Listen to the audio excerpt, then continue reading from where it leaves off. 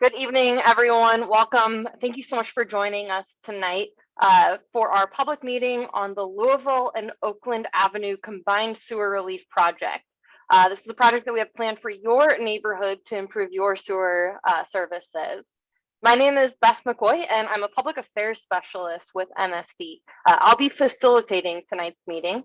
Also with me tonight is Mark Dedeker, who is the project manager for this project.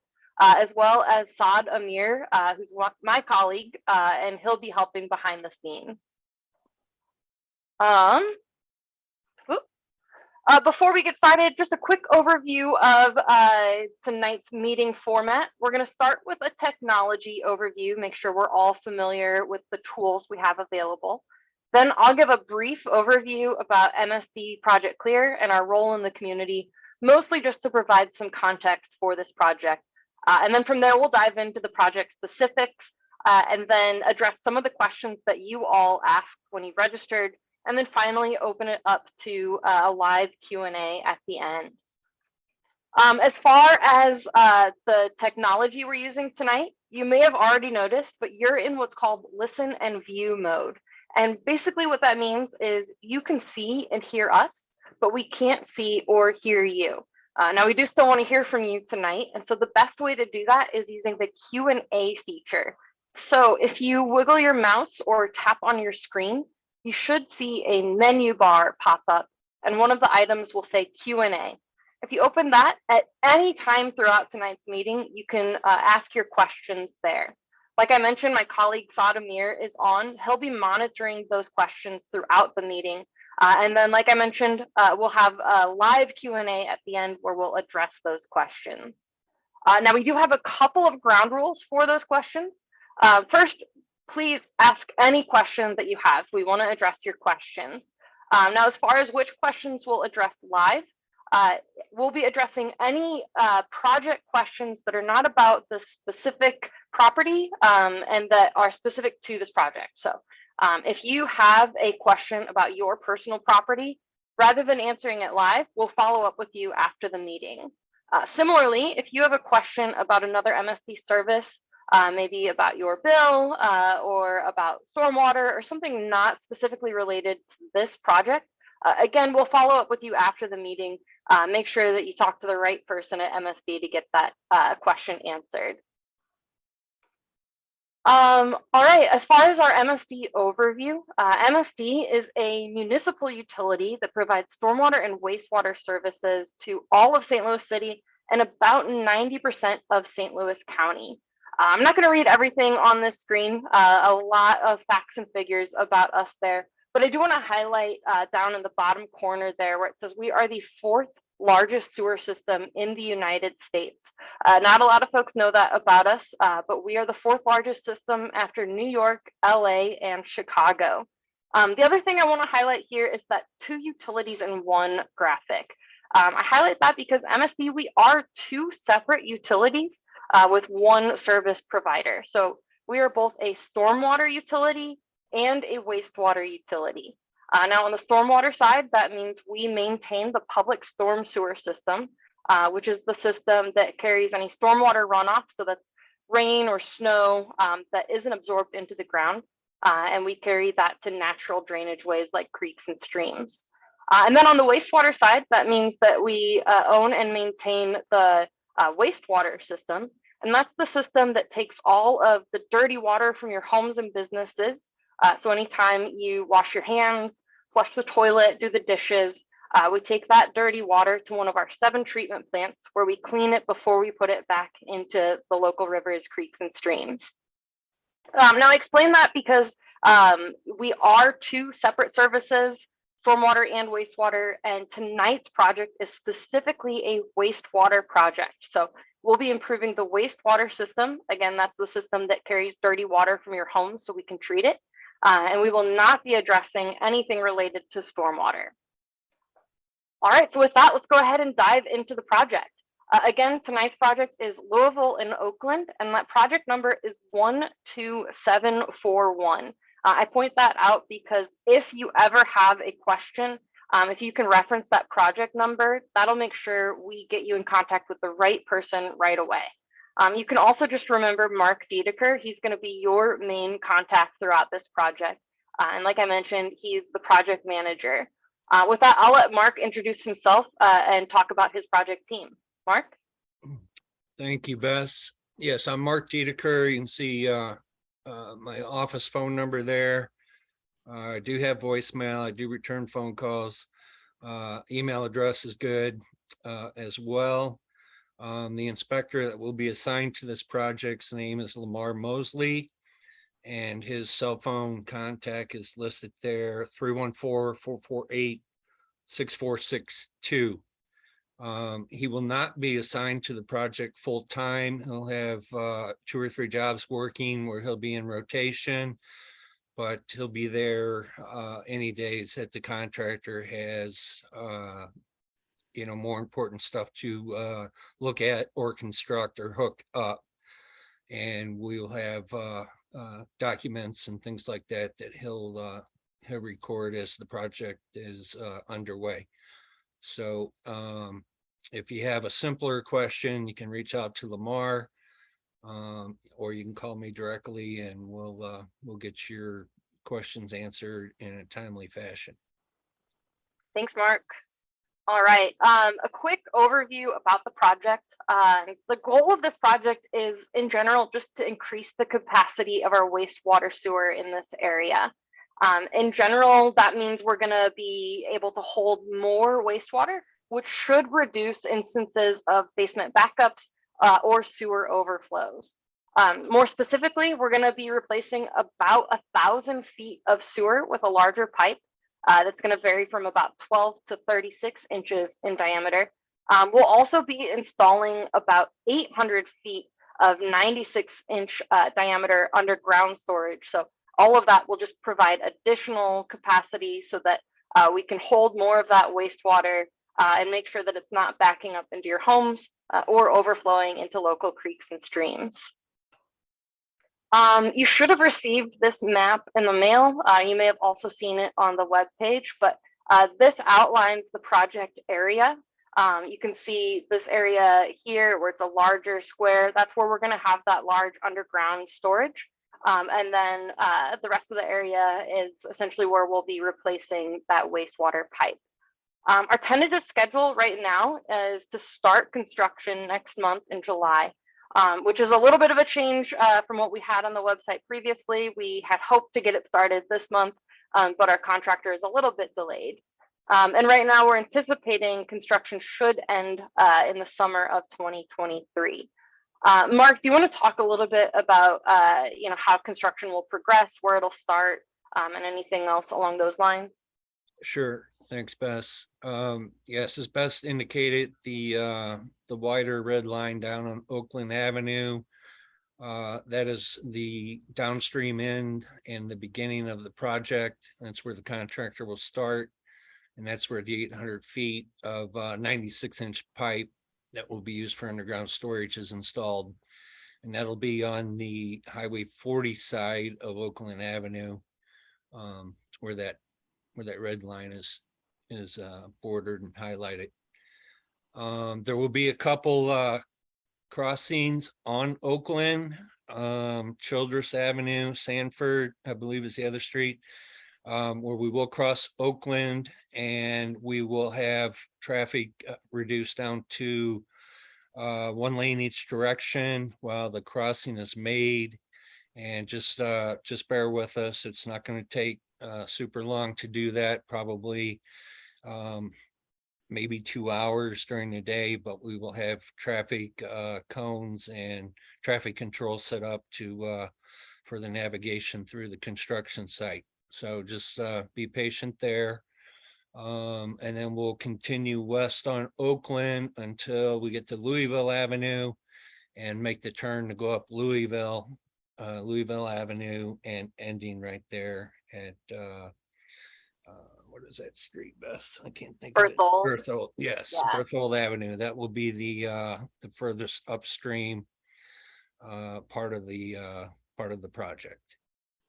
Thanks, Mark. And I think a really important takeaway from what you were saying is that while construction is anticipated to be give or take about a year, we won't be doing active construction on the entire length of the project for that entire time. So it should move in a linear-ish progression. So it'll start here, end here, and fill in between. But we shouldn't be in front of your property or on your property for the entirety of that project timeline.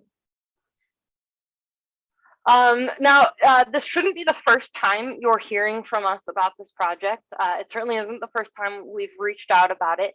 We did have a public meeting back in September of 2019. At that point, we had a pretty good idea of what the project would look like, but we did not have a contractor on board. So at this time, we have a contractor, we have a project timeline, and we're able to address a lot more of those specific questions you have. So that's why we're back talking to you. All right, so let's talk about what you all can expect as residents. As far as the construction method, we're going to be using what's called open cut. And essentially that means we're going to be digging some pretty deep trenches so that we can lay that new sewer pipe. This is major construction. I'm not going to sugarcoat it. This is going to be some pretty heavy duty equipment. There's certainly going to be some construction noise. Now, those will be limited to business hours, and we'll also be following all local ordinances. Now, Mark did mention some of the traffic implications, but Mark, do you want to talk about our traffic control plan and what folks can expect as far as traffic implications? Sure. Yeah, the Oakland Avenue part that will have 2 lanes in each direction open. There will be cones or barriers up, restricting the actual construction zone where they're doing the work that particular day.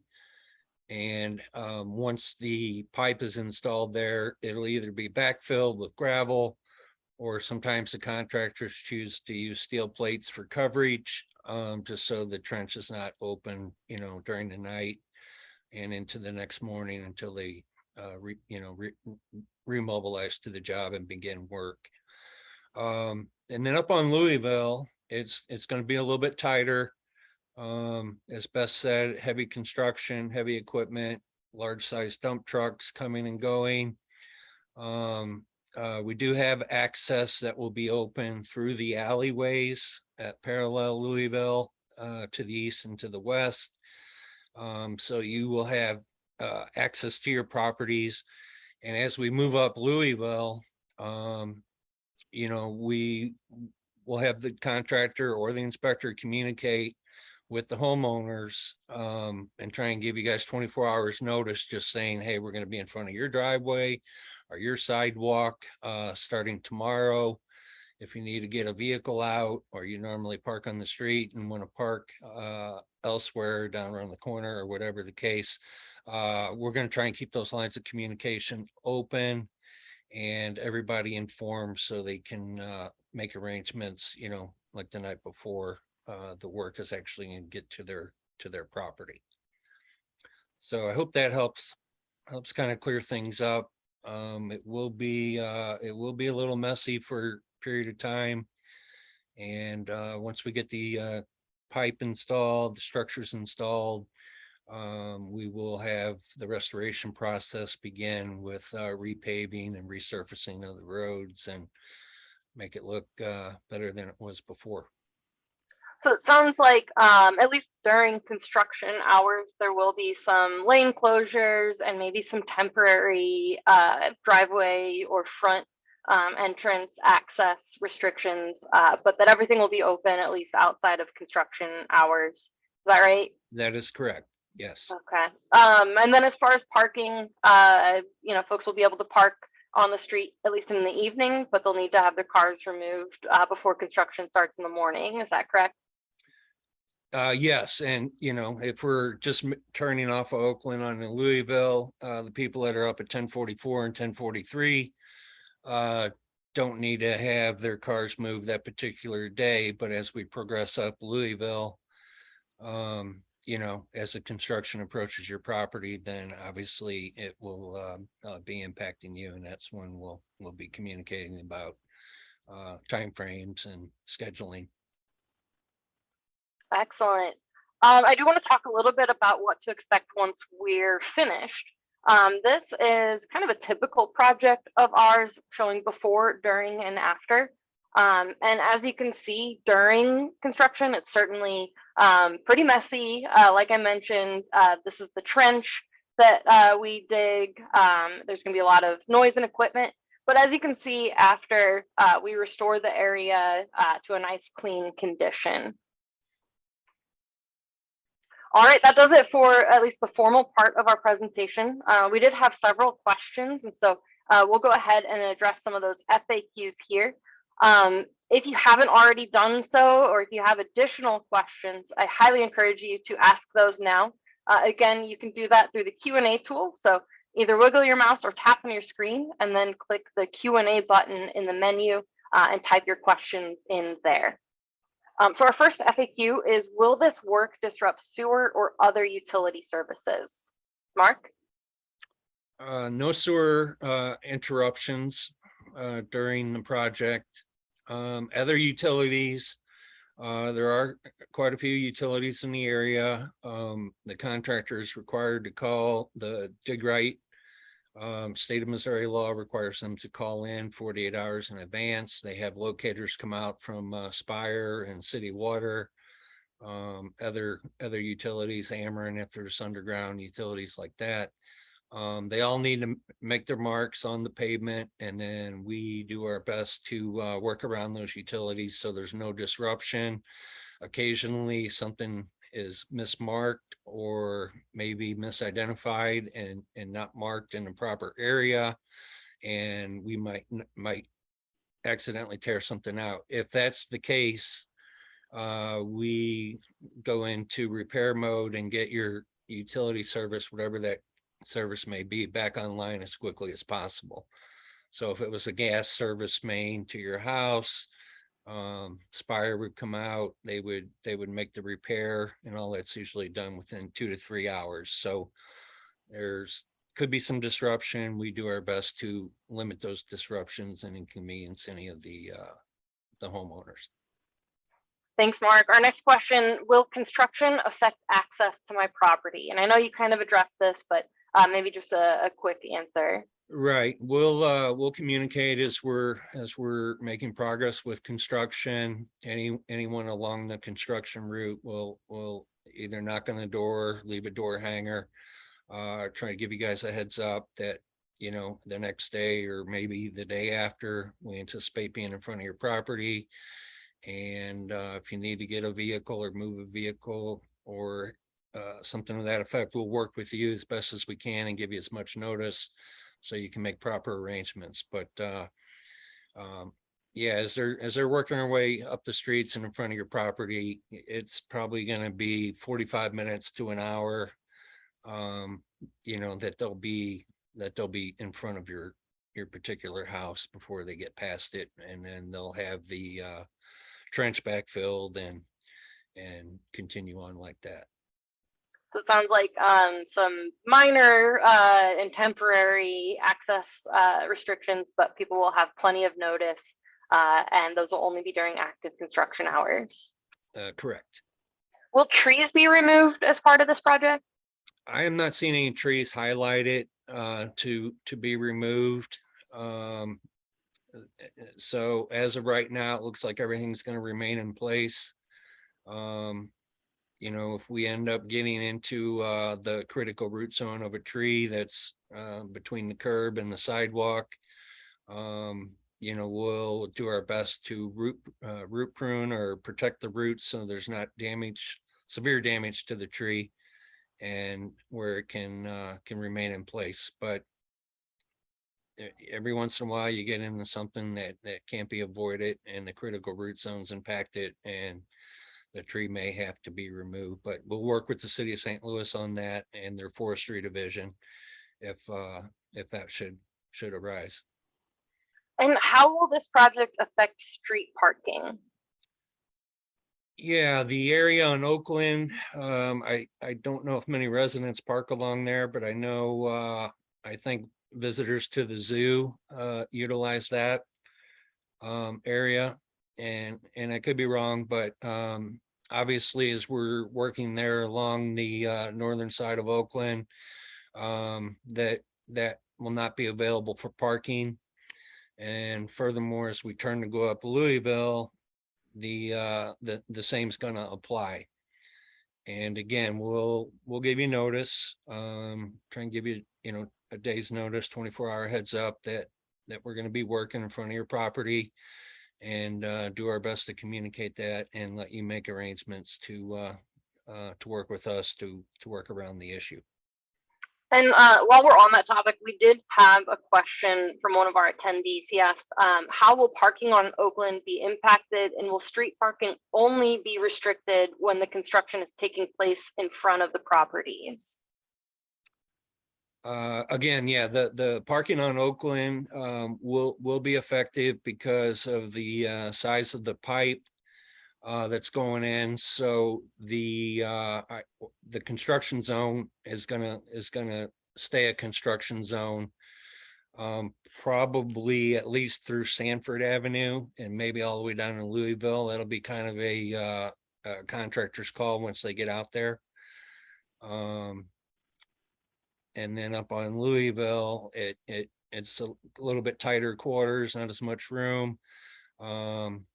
Again, heads up notice if you're able to park in the alley. I'm not sure about that back there, but if you can park around the corner on one of those side streets, just for that day or maybe 2 days as we get up through and past your property. Hopefully that helps answer that question. Yeah, I would encourage, I think it certainly did, but if you have follow-up questions, of course, please type those in. And then our last FAQ is, will the landscaping between the sidewalk and the street be affected? On Oakland Avenue, it will be, as the construction zone is right along the curb line there. As we turn to go up Louisville, we're going to be right in the center of the street, and that area behind the curb and the sidewalk, it should not be affected on Louisville. So, but on Oakland, most likely it will, along that northern curb line as we're putting in a new pipe there. And I know occasionally on other projects, even where we don't anticipate, being in the right of way or the tree lawn, sometimes it doesn't hurt if you have like shrubs or plants that you want to save. It's certainly a safe option to move those as you see construction getting closer to your house. So, just another option, just to be extra safe. All right, that does it for our FAQ. So at this time, we'll start addressing some of the questions that you've asked. Again, if you have questions, please type those into the Q&A by wiggling your mouse or tapping on your screen and then clicking the Q&A button. Our first question is, will the entire block of Louisville be blocked off to traffic each day? Good question. No, the entire road on Louisville will not be blocked. But we'll come off of Oakland and then proceed up Louisville from the Louisville intersection. And it'll be a slow process. So you folks that are up at the Berthold end, you'll see us coming. But it'll be a slow process to get from Oakland all the way up to the end there at Berthold. But you'll be able to come in, either go up or down one of the alleys and come in off of Berthold and go down. If you live midway down the block, you'll be able to come in that way and access your property. And then during the evenings, we're going to do our best to keep it contained and open. And then, we want to make sure emergency vehicles have at least one lane access through there in the evening time. And if something's going to be blocked for any reason, we will notify the city to make them aware of, temporary blockage that ambulance or fire truck may not be able to get around for that particular evening. Thanks, Mark. Our next question, we had our main ballooned several years ago, which for those of you who aren't familiar, it's essentially we lined the main. Is it possible that we have broader unknown damage below grade, and how is the project budgeted for the unknown? I can take that one, Mark. Yeah, okay, yeah, go ahead. Yeah, no problem. I can assure you all that our engineers have certainly looked into this project area, have done our best to identify any possible issues, but there's always the possibility of the unknown. But what I can also assure you is that MSD, we don't want our sewers to be broken. It's not in our interests for any damage to be done to our sewers. So we absolutely have not only budget, but other resources in place to address any project that doesn't go as planned or that doesn't address the issue that we're planning to address. So, this doesn't happen often. We don't expect it on this project, but we will certainly fix any unknown issues that come up. Anything you want to add to that, Mark? No, just with if the existing sewer is already lined or was lined a couple years ago, and it usually that's like a 50-year lifespan for that it gets added onto that sewer life, and we will keep that intact and tie it into the new system and go on from there. Thanks, Mark. Our next question, can you address reconstruction? So I guess, what will the project look like when it's finished? Yeah, as Bess had posted on that kind of that 3-view slide where we had before, during, and after, the restoration part of the project will be obviously new curb, new sidewalks, new street pavement, where any of that is disrupted. We'll obviously build it back to city specifications with the required backfill or flowable fill, whatever they want us to use. And then, if it's gravel up to a certain point, and then a concrete cap, and then maybe 2-inch asphalt overlay. But we will adhere to St. Louis City street department specs. Yeah, and in general, if we disturb any paved surfaces, our rule of thumb is to restore it to the same or better condition as we found it. If we disturb any unpaved surfaces, more often than not, we're gonna either install sod or seed and straw, some kind of grass or other unpaved type surface. Right, Mark? That is correct. Excellent. All right. Well, I am not seeing any more open questions. So we'll give folks just another minute. If you have other questions, please type those in now. And then on this page, I just want to highlight, we do have Mark's contact information as well as Lamar's. So throughout the project, if you ever have questions, don't hesitate to reach out to either of them. I also want to highlight down here at the bottom where we have the web page listed. This page is specifically for this project. It's msdprojectclear.org/Louisville. The recording of tonight's meeting will be up there shortly. We'll keep the FAQs there up to date. We'll also post any changes to the project there. So if you have questions throughout, or if you just need a refresher on the timeline or what's going on, you need to find Mark or Lamar's contact information. It's msdprojectclear.org/Louisville. All right, I'm not seeing any more questions, so we will go ahead and close out. I just want to thank everyone for joining us tonight, especially thanks to Mark for all the great information you shared. And we look forward to making improvements in your neighborhood. Thanks, everyone. Thanks, Beth.